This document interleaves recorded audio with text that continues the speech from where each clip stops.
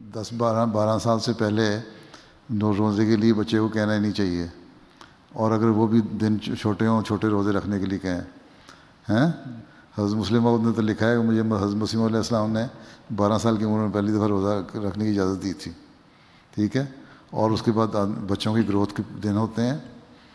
اس لیے ان کو مجبور نہیں کرنا چاہیے۔ اگر وہ چاہے روزہ اپنی خوشی سے رکھنا تو اسے کو رکھو، لیکن تمہارے اتنے لمبے روزے ہیں تم پورا نہیں کر سکتے، تم دل میں یہ ارادہ کر کے رکھ لو گے، اگر تم برداشت نہیں کر سکو گے تو رست کھول دو گے بیچ میں، تاکہ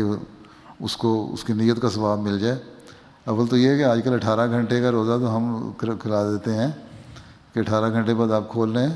کیونکہ یورپ کے باقی ملکوں کے ساتھ رکھنے کے لیے، نہیں تو اگر آپ نے اپنے دن اور رات کا حساب کرنا ہے تو آپ کا روزہ تو 22 گھنٹے کا ہے سویڈن میں، ہاں جی، ہے نا، ہاں جی، مئی جون میں ہاں جی، ہاں جی، 22 گھنٹے کا ہو جاتا ہے نا، ہاں جی بالکل تقریباً۔ تو پھر اور یہ تو زبردستی غیر احمدی کرواتے ہیں اس طرح۔ پاکستان میں بھی اس طرح گرمیوں میں روزہ رکھوا دیا، لمبے دن تھے، ایک بچے کو، بچہ بار بار پانی کی طرف دوڑتا تھا، پیاس اس کو کمرے میں بند کر دیا۔ شام کو جو بچے کی دعوت کی، مہمان بچوں کو بلایا کہ ہمارے بچے نے روزہ رکھا ہے آؤ، کمرہ کھولا تو بچہ پیاس سے کمرے میں مرا پڑا تھا۔ تو یہ جو سختیاں ہیں نا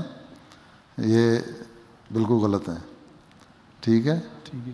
جزاک اللہ حضور۔ ٹھیک ہے، اس لیے بچوں کو کوئی عمر ہی نہیں ہے، 15 16 سال کی عمر کے ہوں